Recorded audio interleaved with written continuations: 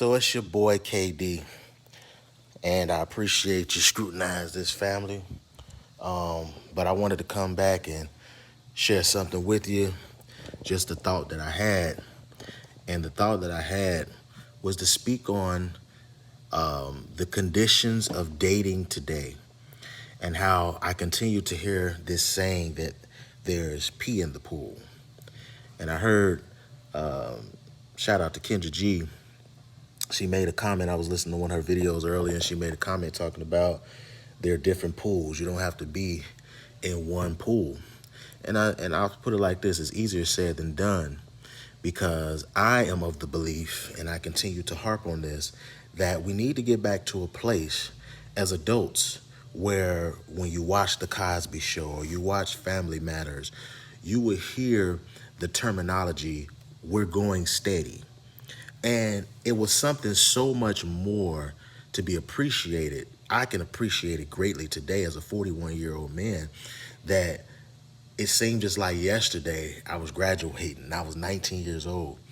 And you would hear some of these terminologies and you would go through certain steps.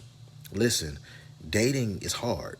Trying to get to know somebody is hard. Trying to get to know yourself is tough. But when you think about the terminology of going steady versus dating, steady always meant that in some regard you would even hear people say we're talking, because it implied that you were studying each other, because you have to master each other, especially the man. Especially the man. I put a lot more on the man to master himself and then master that woman, because in God's dynamic, and if you just don't believe that way, you don't believe that way. But I'm going to come to you from a standpoint of God's dynamic, because marriage is definitely his dynamic. And that's why you have so many counterfeits in this world, because people talk about how much marriage is failing and monogamy is failing. Yes, because the scriptures let you know that you can only serve one master. You can't serve two masters. You're going to either love one, hate the other, be devout to one, and despise the other, because you can't serve God and money. And what equals money? The family courts. You give them permission ultimately in your marriages to step in as God, even over you, in a bed they don't lay in. They don't know you. They put you under a docket number, and they knock everybody out in one heat because we can't spend all day on you or you or you. You are relegated to a number because you can't seem to have any cognitive understandings of how to be mature enough to handle your personal affairs. You can lay in a bed with folk and make babies, but you need us courts and us bankers, judges, to relegate this, and we're going to put the children over here, and then we're going to put you over here. See, this is what you got to see down the line when you're trying to date. And there's never going to be enough accountability put on the woman, and that's starting with herself, because she doesn't want it. She's going to always avoid it by any means. I heard a brother saying earlier about how he's talking to a young lady on the podcast, and he told her she couldn't say anything back. We could be together and a relationship could fall apart, and it can literally be your fault, but they're going to look at the man. That's by design. Even when you look at how the scriptures work and how God's dynamic work, that's by design, because we men are made to take crucifixion, because we're supposed to be Christ in the marriage dynamic, talking about the real one, because the counterfeit one is only going to mimic what the real one is supposed to be. And that's why there's so much money passing hands and so much brokenness and division coming from the direction of the counterfeit, because you're not supposed to be allowing a third person in your marriage that ain't God, let alone telling you what's going to happen with you and what's going to happen with you. But there's a lot of women that will accept that to get rid of order and structure, because they think they're equal to the man anyway. And I need the court to at least give me a delusion that I run something, when you really don't, and you're always going to answer to God. Now we're going to go back to what I was talking about and the start of it. Because for you get all that deep and you get all that direction, you got to see down the line. For you brothers, for the women, it is what it is. But for you brothers who are the head, I'm going to direct you to make sure you see the worst possible, that you see all those pictures I painted, that you understand everything I said. Because if you get that far and you don't have an idea who you really laid with and married and signed those papers with, it can turn out ugly for you because it wasn't godly to begin with. Because if you had a godly woman, y'all bond happened before those papers, and she ain't gonna never take you through all of that rigmarole. But if she ain't the real deal, she gonna go right through every step, constantly make herself believe that she's getting what she wants when she's really not. And this going back to the whole dating thing. When you go out here on these dates today, you are getting an opportunity to see what that woman is going to be down the line. And at the same time, what you should be doing, again, is not dating, but going steady, working your way to going steady with somebody so you can study them and set the rules of engagement and set the structure and the order that gets you respect. But if the woman sees that she can make up all these crazy expectations, she can't afford a steak, but she wants you to buy that. She wants you to give her these Disneyland fantasies. Then if it ever does go to the bedroom, she wants you to give her an experience and a fantasy there. Everything is always on you to conjure up the plans, conjure up the experience. You better have a 6-inch dick and an 8-inch dick and a 14, 12-inch dick. It's just always these freaking experiences. And a lot of times it's because of the scallywag counsel of her friends, a circle she should not be listening to because they're her peers and they're the same age. And then you have the experience that where she's been passed from hand to hand to hand to hand, when a woman is never supposed to be handled that way. Because if she's handled that way, it's like it's like a pattern being in the hands of a seamstress. So if that pattern is passed, I saw Brittany Renner on a show talking to a guy, I want to say, and I cannot think of his name right now, but he's got his own little podcast, and it's Mr. I can't think of his name right now, and I'm not going to stay there all day. But he said to her, she said to him about, I mess with 300 people, you mess with 300 people, what's the difference? The difference is your soil. We're talking about God's dynamic. The man is always going to be the farmer, the tree, anything that represents alpha or the beginning, that man is always going to represent.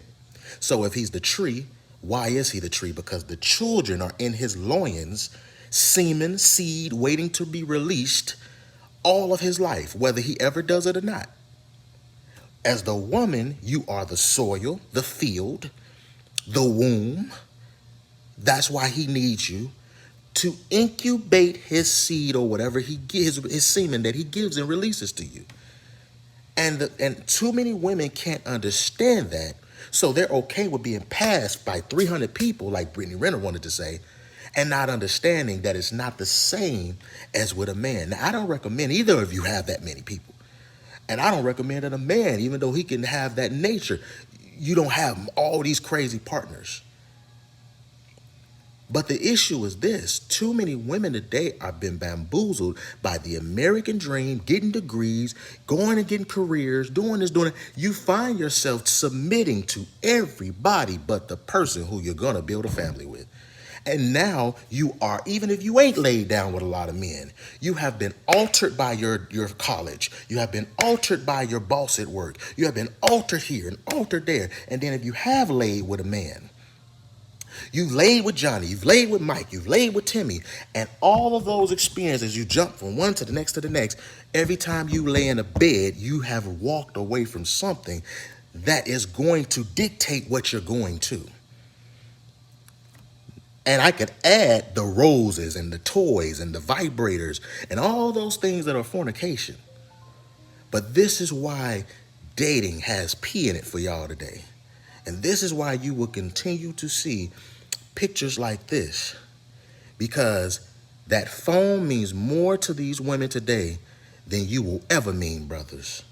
The way they take these selfies and the priority they put into this, they will never look at some of you in your eyes the way they look into these phones at themselves.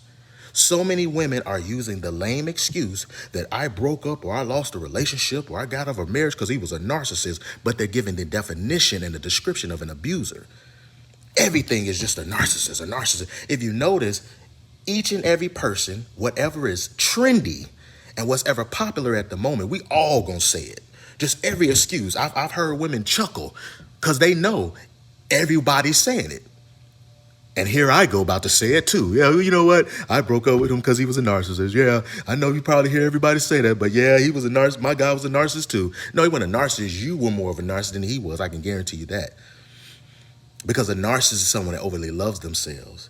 And you women who play in these filters and you play in all these make-believe alter egos under all this makeup and layers and high heels and everything else, you are the ones who are actually the narcissists. Because you can't stop gazing at yourself.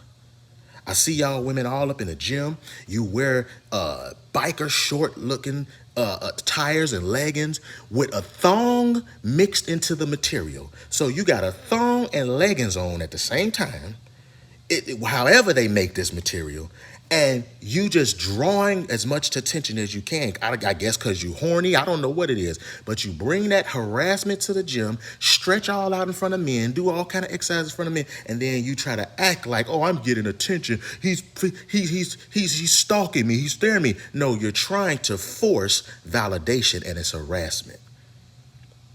And this is the type of stuff that is an issue today in this world and out in these scallywag streets. Brothers, my appeal is to you. It's time to focus on everything outside of this physical mess. Focus on your job. Focus on building up your purpose. Focus on your God. So that you will run into a woman who really cares for you, and is not trying to take advantage from you and get from you everything that she could never get for herself. Because a real woman, if she getting her own, she ain't coming to you with all these crazy expectations. I make 6 figures, so he better make 6 figures. I got this, so he better have this. No, whatever you come together with, you build off of it. Stop trying to listen to this American dream crap. And love each other. Find someone to love, build with, and go from there. Because the ones that's going to end up paying the biggest price is your children if you can't get along. And that's why you have so many divorces and so many people laying with each other and dealing with each other. And it's creating toxicity upon toxicity all over this place. But I'm up out of here, man. Baby. For all y'all modern day women out here that are trying to use black men as walking dicks, paychecks, and validation stations to give you an ego boost, we ain't got time for you. We out. You a fool. Bad.